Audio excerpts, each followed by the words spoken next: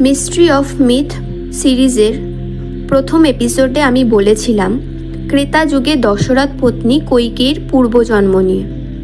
পূর্বজন্মে কৈকেয়ীকে দেওয়া ভগবান বিষ্ণুর আশীর্বাদ কিভাবে পরজন্মে স্বয়ং ভগবানের অবতার রূপের উদ্দেশ্য সফলের পথ নির্মাণ করল ইত্যাদি নিয়ে।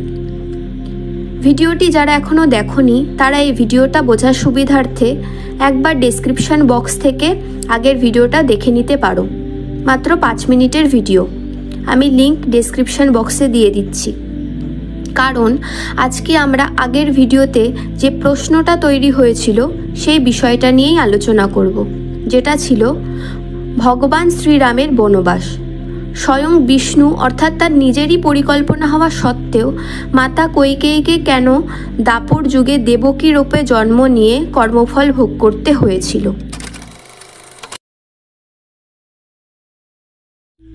হিন্দু দর্শনে ঈশ্বর অর্থাৎ স্বয়ং বিষ্ণু যখন পৃথিবীতে অবতরণ করেন তখন তিনি তার লীলাকে ঘটাতে কিছু মানুষের হাতে কিছু পাপ সদৃশ কাজ ঘটিয়ে থাকেন। তখন তার লীলা একটি নির্দিষ্ট ধারা ও লক্ষ্য নিয়ে চলে। যেমন রামায়ণের রামচন্দ্র রূপে তিনি ধর্ম প্রতিষ্ঠার জন্য রাবণের বিনাশ করেছিলেন। কিন্তু এই লীলায় প্রয়োজন হয় কিছু ঘটনাবলীর, যা তাকে সেই পথে ঠেলে দেবে। আর সেই ঘটনাবলীর প্রথম চরণ পড়ে রামচন্দ্রের বনবাস থেকে, যার একটি মাধ্যম ছিলেন কৈকেয়ী। তাহলে প্রশ্ন ওঠে এখানেই যে যদি এটি পূর্ব পরিকল্পিত ঈশ্বরীয় লীলা হয় তবে কৈকেয়ীর দোষ কি, তাই তো? কৈকেয়ী রামকে বনবাসে পাঠান তার নিজস্ব স্বার্থে। একটু ভেঙে বলি, কৈকেয়ীর বাসনা ছিল ভরতকে সিংহাসনে বসানো ও রামকে দূরে পাঠানো, যাতে রাম সিংহাসনের অধিকার না নিতে পারেন। এই চেতনাটাই তাকে কর্মফলে আবদ্ধ করে। আর এটি আমি বলছি না, এটা বলছে হিন্দু ধর্মের কর্মতত্ত্ব।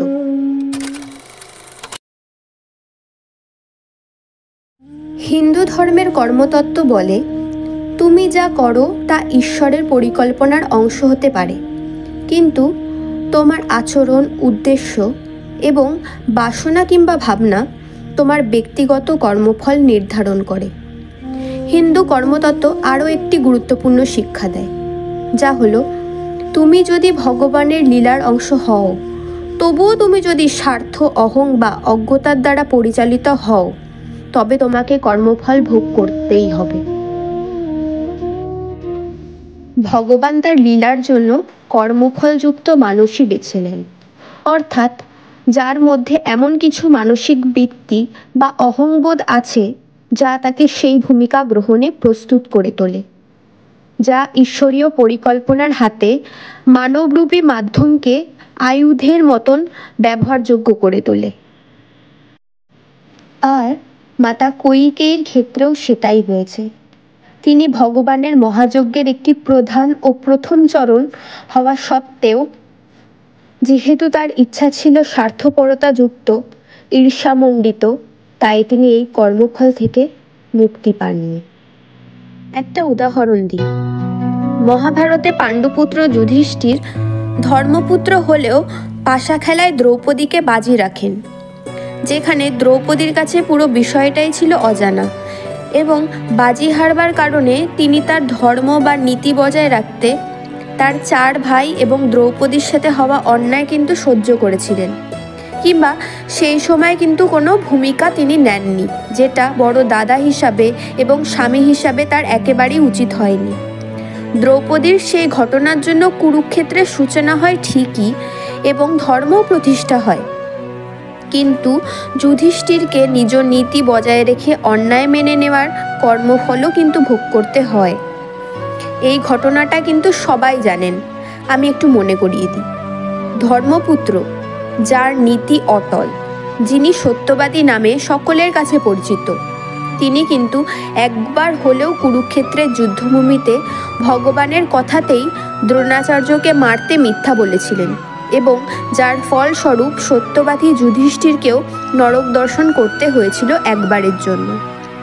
আর এই কর্মফল কিন্তু পিতামহ ভীষ্মের ক্ষেত্রেও ভোগ করতে হয়েছিল শরশয্যায় কষ্ট ভোগ করে। এবার আসি দেবকী রূপে পুনর্জন্মের কথায়। দেবকী রূপে কইকেয়ীর পুনর্জন্ম কি শাস্তি? এই প্রশ্নে আমরা 3টি স্তরে উত্তর খুঁজে পাই। 1. হ্যাঁ, এটি কর্মফলের বহিঃপ্রকাশ।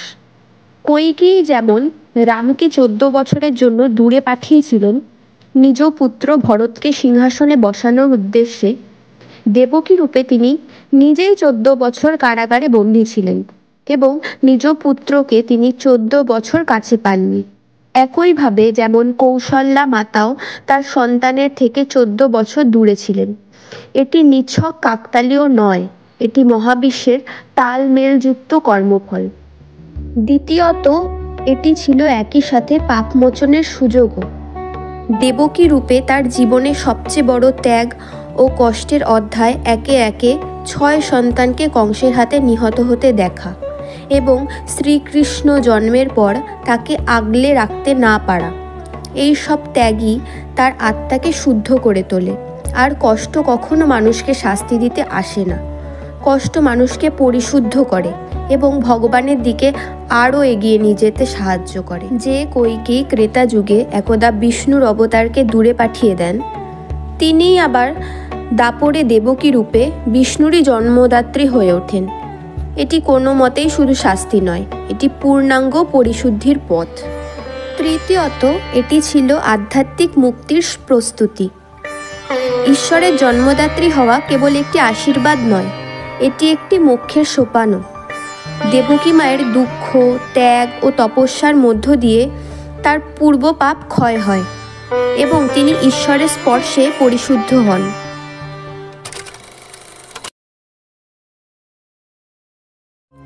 ত্রেতা যুগে মাতা কইকেয়ীর কর্ম হতে পারে ঈশ্বরীয় পরিকল্পনার অংশ, কিন্তু তার মনের অবস্থান ছিল স্বার্থযুক্ত, তাই তিনি কর্মফল ভোগ করেন। দাপর যুগে দেবকী রূপে 14টা বছর তার নিজেরই দাদার কারাগারে বন্দী থাকেন। সন্তান হারানোর বেদনা, যন্ত্রণা তাকে সহ্য করতে হয়, কিন্তু একই সাথে তিনি পান ঈশ্বরের জন্মদাত্রী হওয়ার সুযোগ। এছাড়া পরবর্তীতে তিনি স্বয়ং ভগবানকেও কাছে পেয়েছিলেন। আর তাছাড়া কইকেয়ী স্বার্থযুক্ত কিছু সময়ের বা কিছু প্ররোচনার কারণে হয়ে পড়েছিলেন ঠিকই, কিন্তু তারপর তার সারাটা জীবন অনুতাপ অনুশোচনায় কাটে, সেটিও কোনো কম বেদনার নয়। আর একজন পরম ভগবান ভক্তই ভগবানের উদ্দেশ্যে সমস্ত কষ্ট স্বীকার করতে প্রস্তুত থাকতে পারেন। মাতা কইকেয়ী ছিলেন তারই আধার। ভগবান যেহেতু সর্বজ্ঞ, তাই তিনি সেই মতনই তার পথচারী কিংবা মাধ্যম নির্বাচন করেন। সবশেষে বলা যায়, এভাবেই ঈশ্বর আমাদের কর্ম দিয়ে বাঁধেন, আবার সেই কর্ম দিয়েই মুক্তির পথও খুলে দেন।